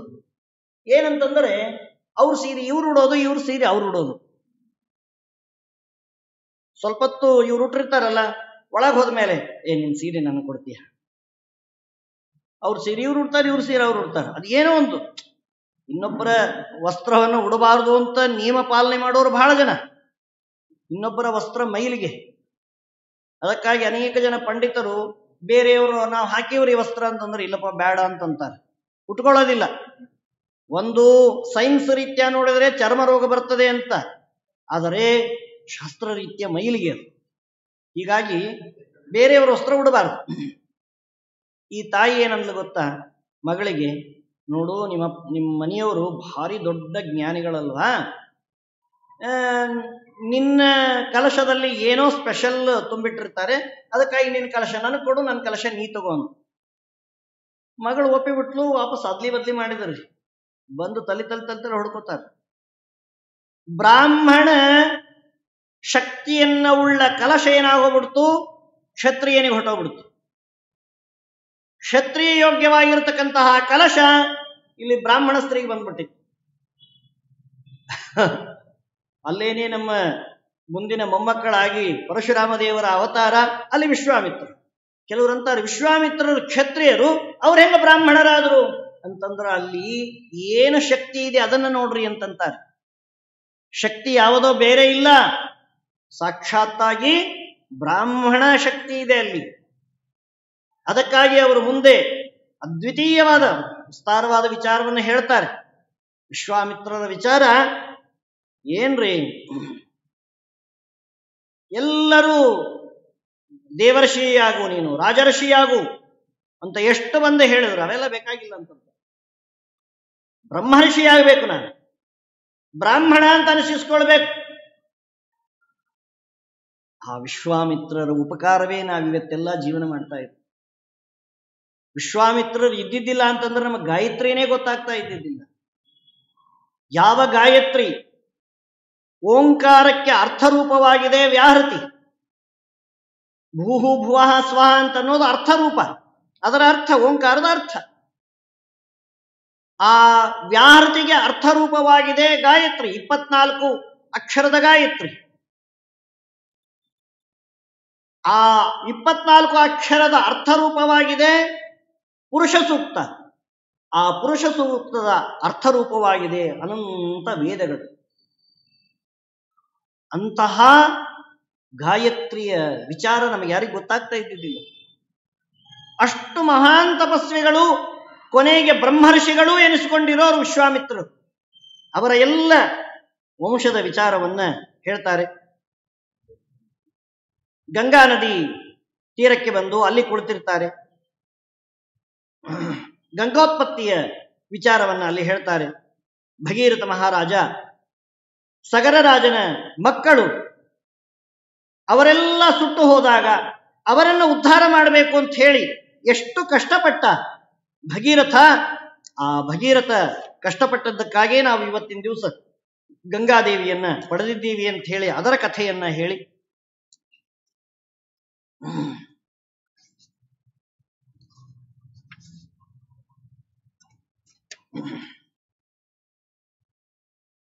ದೇವತೆಗಳು ಮತ್ತು ದೈತ್ಯರಿಗೆ ಸಂಧಾನವನ್ನ ಮಾಡಿ ಅವರಿಂದ ಕ್ಷೀರಸಾಗರ ಮಥನವನ್ನು ಮಾಡಿ ಅಲ್ಲಿಂದ ಹಾಲಾಹಲ ವಿಷ ಬಂದದ್ದು. ಅದನ್ನೇ ನಮ್ಮ ವಾಯುದೇವರು ಪರಿಪೂರ್ಣವಾದ ಕೊಡ ಬಂದ್ರೆ ಅದೀಷ್ಟು ಕುಡಿಯಕ್ಕೆ ಹೋದ್ರು. ಆದರೆ ಯಾವಾಗ ಪರಮಾತ್ಮ ತಡಿಪ ಬೇರೆಯವರು ಕುಡಿತಾರೇನೋ ಕೇಳೋಣ ಅಂತಂದಾಗ ಯಾರೂ ಮುಂದೆ ಬರ್ಲಿಲ್ರಿ. ಪರಮಾತ್ಮ ಅಂದ, ಇಷ್ಟೆಲ್ಲ ನೀವು ಶಕ್ತಿವಂತರು ದೇವತೆಗಳು, ನಿಮಗೆ ಯಾರಿಗೂ ಮುಂದೆ ಬರ್ಲಿಕ್ಕೆ ಧೈರ್ಯ ಇಲ್ವಾ ಅಂತ ಕೇಳಿದ ತಕ್ಷಣ ಪಾರ್ವತಿ ರುದ್ರದೇವರನ್ನು ಮುಂದೆ ತಳ್ಳಿಬಿಡ್ತೀವಿ. ತಳ್ಳಿದ ತಕ್ಷಣದಲ್ಲಿ ರುದ್ರದೇವರು ಬಂದು ತಗೊಳ್ತಾರೆ. ವಾಯುದೇವರು ಅದನ್ನ ಕೈಯಲ್ಲಿ ಹಾಕಿ ಮರ್ದನ ಮಾಡಿದರೆ ಅದರಿಂದ ಕೆಳಗೆ ಬಿದ್ದಿರುವ ಆ ವಿಷದ ಹನಿಗಳೇ ಇಲ್ಲಿ ದೊಡ್ಡ ದೊಡ್ಡ ದೊಡ್ಡ ದೊಡ್ಡ ಸರ್ಪಗಳು, ಚೇಳು ಅನೇಕ ಪ್ರಾಣಿಗಳು, ಅವರೆಲ್ಲರಿಗಿಂತಲೂ ಹೆಚ್ಚು ವಿಷ ನಮ್ಮಲ್ಲಿ, ಹೀಗೆಲ್ಲ ಕಡೆ ಹರಡು ಬಿಡ್ತು. ಆ ಮಥನ ಮಾಡಿದಾಗ ಪೊಟೆನ್ಷಿಯಲ್ ಕಡಿಮೆ ಆಗಿತ್ತಲ್ಲ, ಅದನ್ನ ಶಂಖದಲ್ಲಿ ಹಾಕಿಕೊಟ್ರೆ, ತೆಲುಗುನಲ್ಲಿ ಒಂದು ಮಾತಾಡ್ತಾರೆ, ಕಿಂದರಾಕುಂಡ ಮೀದಪೋಕುಂಡ ನೀಲಕಂಠುಡೈ, ವಿಲ ವಿಲ ವಿಲ ವಿಲ ಒದ್ದಾಡಿಬಿಟ್ಟು. ಏನ್ರಿ 108 ಡಿಗ್ರಿ ಜ್ವರ, ಭಯಂಕರ ತಾಪ. ಕೊನೆಗೆ ದ್ವಿತೀಯ ಚಂದ್ರನ ಇಟ್ಕೊಳ್ತಾರೆ. ಪೌರ್ಣಿಮಾ ಚಂದ್ರ ಅಷ್ಟು ಶೀತ ಅಲ್ರಿ, ದ್ವಿತೀಯ ಚಂದ್ರ ಭಯಂಕರ ಶೀತ. ಹೊರಗಡೆ ಮಲ್ಕೊಂಡು ಬಿಟ್ರೆ ಗಂಗಾ, ಯಮುನಾ, ಸರಸ್ವತಿ ಹರಿದು ಬರ್ತಾ ಇರ್ತಾರೆ. ಹೀಗಾಗಿ ದ್ವಿತೀಯ ದಿವಸ ಹೋಗಿ ಮಲ್ಕೊಳ್ಬಾರ್ದು. ಅದು ಸಾಲಿಲ್ಲ ಅಂತ ಹೇಳಿ ಗಂಗಾದೇವಿಯನ್ನು ತಲೆ ಮೇಲೆ ಇಟ್ಕೊಳ್ತಾರೆ ರುದ್ರದೇವರು. ಯಾರಾದ್ರೂ ಜ್ವರ ಬಹಳ ಬಳಲ್ತಾ ಇದ್ರೆ ಜ್ವರದಿಂದ ತಣ್ಣೀರಿನ ಪಟ್ಟಿ ಹಾಕ್ತಾರೆ, ನೋಡಿದ್ರೋ ಇಲ್ಲ ನೀವು, ಬೇಗ ಕಡಿಮೆ ಆಗ್ಲಿ ಅಂತ ಹೇಳಿ ತಣ್ಣೀರಿನ ಪಟ್ಟಿ ಹಾಕ್ತಾರೆ. ಹಾಗೆ ಗಂಗಾದೇವಿನ ಇಟ್ಕೊಳ್ತಾರೆ. ಕೆಲವರು ಅಂತಾರೆ ಗಂಗಾದೇವಿ ಪಾರ್ವತಿಗೆ ಸೌತಿ ಅಂತ. ಏನಿಲ್ಲ, ಗಂಗಾದೇವಿ ಅತ್ಯಂತ ಕಡಿಮೆ ಸ್ಥಾನದಲ್ಲಿರುವವರು. ನಮ್ಮ ರುದ್ರದೇವರು ಪಾರ್ವತಿಯರು ಮಹಾ ಉನ್ನತ ಸ್ಥಾನದಲ್ಲಿರುವವರು. ಅವರಿಗೆ ಇವರಿಗೆ ಹೋಲಿಕೆ ಇಲ್ಲ. ವರುಣ ಪತ್ನಿ ಗಂಗಾ ಹೊರತು ರುದ್ರದೇವರ ಪತ್ನಿ ಅಲ್ಲ. ಅದು ಯಾವತ್ತೂ ಚಿಂತನೆ ಮಾಡಬಾರದು. ಗಂಗಾದೇವಿನ ಇಟ್ಕೊಂಡು ಅದೂ ತಾಳಿಲ್ಲ ಅಂತ ಹೇಳಿ ಹಾವುಗಳನ್ನು ಮೈಗೆ ಸುತ್ತಕೊಂಡ್ರಂತೆ. ಮುಳ್ಳನ್ನ ಮುಳ್ಳಿನಿಂದಲೇ ತೆಗಿಬೇಕು ಅಂತಂತಾರಲ್ಲ, ಈ ಮೊನ್ನೆ ಕೋವಿಡ್ ಬಂದಿತ್ತಲ್ಲ, ಯಾವುದರಿಂದ ಬಂದಿತ್ತೋ ಅದರಿಂದಲೇನೆ ಔಷಧವನ್ನು ತಯಾರು ಮಾಡ್ಲಿಕ್ಕೆ ಪ್ರಯತ್ನ ಪಟ್ರಂತೆ, ಸಕ್ಸಸ್ ಆದ್ರಂತೆ. ಹಾಗೆಯೇ ವಿಷವನ್ನ ಪರಿಹಾರ ಮಾಡ್ಲಿಕ್ಕೆ ಏನು ಅಂತಂದ್ರೆ ವಿಷದಿಂದಲೇನೆ ಔಷಧವನ್ನು ತಯಾರು ಮಾಡಿದ್ರು. ಅಂದ್ರೆ ಏನು ವಿಷ?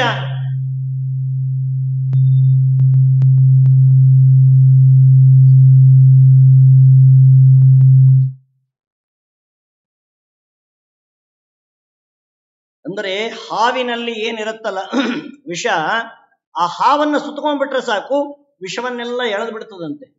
ಯಾರಿಗಾದ್ರೂ ಹಾವು ಕಚ್ಚಿದಾಗ ಮತ್ತೆ ಹಾವು ತಂದು ಸುತ್ತಿ ಬಿಡ್ರಿ ಅವ್ರಿಗೆ, ಪಾಪ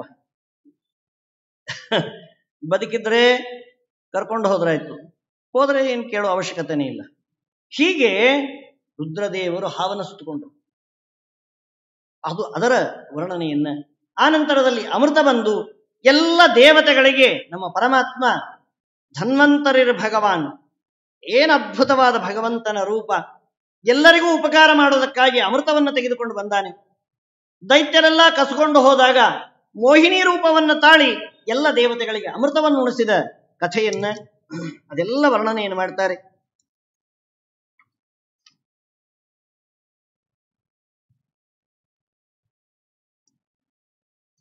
ಮುಂದೆ ಹೋಗ್ತಾ ಇರಬೇಕಾದಾಗ ಇದಮಾಶ್ರಮ ಸಂಕಾಶಂ ಕಿಂ ತ್ವಿದಂ ಮುನಿವರ್ಜಿತಂ ಶ್ರೋತುಮಿಚ್ಛಾಮಿ ಭಗವಾನ್ ಕಸ್ಯಾಯಂ ಪೂರ್ವ ಆಶ್ರಮ. ಇಲ್ಲೇನೋ ಹತ್ತಿರದಲ್ಲಿ ಆಶ್ರಮ ಕಾಣಿಸ್ತಾ ಇದೆ, ಭಾರಿ ಚೆನ್ನಾಗಿದೆ, ಅದರಲ್ಲಿ ಯಾರೂ ಇಲ್ಲ. ಅದೆಂಥ ಆಶ್ರಮ ಅಂತಂದರೆ ಅದು ಗೌತಮರ ಆಶ್ರಮ. ಮತ್ತೆ ಯಾರು ಅಲ್ಲಿ ಇಲ್ವಲ್ಲ ಅಂತಂದ್ರೆ ಅಹಲ್ಯಾದೇವಿಗೆ ಶಾಪ ಬಂದಿರೋದ್ರಿಂದ ಆ ಆಶ್ರಮಕ್ಕೆ ಯಾರೂ ಹೋಗಿಲ್ಲ. ಅದರ ವಿಸ್ತಾರವಾದ ವಿಚಾರವನ್ನ ತಿಳಿಬೇಕು ಅಂತಂದಾಗ ಅದರ ವಿಚಾರವನ್ನು ನಾಳೆ ನೋಡೋಣ ಅಂತ ಹೇಳ್ತಾ, ನಿನ್ನೆ ಅವರು ರಾಮ ಲಕ್ಷ್ಮಣ ಭರತ ಶತ್ರುಘ್ನರಲ್ಲಿ ಯಾರು ದೊಡ್ಡವರು ಯಾರು ಸಣ್ಣವರು ಅನ್ನುವ ವಿಚಾರವನ್ನ ಹೇಳಬೇಕು ಅಂತ ಹೇಳಿದಾಗ ಅದು ಬಹಳ ಕಾಂಟ್ರವರ್ಸಿ ಆದ ವಿಚಾರ, ಅದೇನು ಸಾಮಾನ್ಯ ವಿಚಾರ ಅಲ್ಲ. ಆದರೂ ನನಗೆ ದೇವರು ಎಷ್ಟು ತಿಳಿಸಿಕೊಟ್ಟಿದ್ದಾನೆ ಗುರುಗಳ ಅನುಗ್ರಹದಿಂದ ಅಷ್ಟನ್ನ ಹೇಳಲಿಕ್ಕೆ ನಾನು ಪ್ರಯತ್ನ ಮಾಡಿದೆ. ಒಂದೇ ಒಂದು ಸಣ್ಣ ವಿಚಾರವನ್ನು ನೋಡೋಣ, ಮತ್ತೆ ನಾಳೆ ಅದರ ವಿಸ್ತಾರವಾದ ವಿಚಾರವನ್ನ ನೋಡೋಣ. ಇಲ್ಲಿ ಪಾಯಸವನ್ನ ಯಾವ ರೀತಿ ವಿಭಾಗ ಮಾಡಿ ಕೊಟ್ಟಿದ್ದಾರೋ ಆ ವಿಭಾಗ ಮಾಡಿ ಕೊಟ್ಟ ರೀತಿಯಲ್ಲಿ ದೊಡ್ಡವರು ಯಾರು ಸಣ್ಣವರು ಯಾರು ಅಂತ ಹೇಳಿ ನಿರ್ಣಯ ಮಾಡಿಕೊಂಡು ಬಿಡ್ಬೇಕಂತೆ. ಪಾಯಸವನ್ನ ಯಾರಿಗೆ ಹೆಚ್ಚು ಕೊಟ್ಟಿದ್ದು? ಅರ್ಧ ಭಾಗ ಕೌಸಲ್ಯಾದೇವಿಗೆ ಕೊಟ್ಟಾರೆ. ಇನ್ನು ಅರ್ಧ ಭಾಗದ ಅರ್ಧ ಭಾಗ ಅಂದ್ರೇನು, ಕಾಲು ಭಾಗ ಸುಮಿತ್ರಾದೇವಿ ಕೊಟ್ಟಾರೆ. ಇನ್ನು ಉಳಿದ ಅರ್ಧ ಭಾಗ ಕಾಲು ಭಾಗದಲ್ಲಿ ಮತ್ತೆ ಅರ್ಧ ಭಾಗವನ್ನ ಮಾಡಿ ಅದನ್ನ ಕೈಕೇಯಿಗೆ ಕೊಟ್ಟಾರೆ. ಅಂದರೆ 1/4 ಅಲ್ಲಿ ಮತ್ತೆ ಡಿವೈಡ್ ಮಾಡಿ ಅರ್ಧ ಭಾಗವನ್ನ ಕೈಕೇಯಿಗೆ ಕೊಟ್ಟು ಇನ್ನು ಉಳಿದ ಅರ್ಧ ಭಾಗವನ್ನ ಮತ್ತೆ ಕೌಸಲ್ಯಗೆ ಕೊಟ್ಟುಬಿಟ್ರು. ಅಂದ್ರೇನು, ಕಾಲು ಭಾಗ ಯಾರು ತೆಗೆದುಕೊಂಡ್ರು? ಸುಮಿತ್ರಾದೇವಿ ತೆಗೆದುಕೊಂಡ್ರು. ಅಷ್ಟೊಂದು ಶಕ್ತಿಯಿಂದ ಹುಟ್ಟಿದ ವ್ಯಕ್ತಿ ಯಾರು? ನಮ್ಮ ಲಕ್ಷ್ಮಣ ದೇವರು. ಆದ್ದರಿಂದಾಗಿ ಆ ಪಾಯಸದ ವಿಭಾಗದ ವಿಚಾರದಿಂದಾಗಿ ರಾಮದೇವರ ನಂತರದಲ್ಲಿ ಲಕ್ಷ್ಮಣ ದೇವರು ಬರ್ತಾರೆ ಅಂತ ನಾವು ತಿಳಿಬೇಕು. ಇನ್ನು ಇದರ ಇನ್ನೂ ಒಳಗಡೆ ಟಿಪ್ಪಣಿಗಳಲ್ಲಿ ವಿಸ್ತಾರವಾದ ವಿಚಾರವನ್ನ ಚರ್ಚೆ ಮಾಡಿದ್ದಾರೆ. ಅದರ ವಿಚಾರವನ್ನು ನಾಳೆ ನೋಡೋಣ ಅಂತ ಹೇಳ್ತಾ ಮಧ್ವಾಂತರ್ಗತ ಶ್ರೀಕೃಷ್ಣಾರ್ಪಣಮಸ್ತು.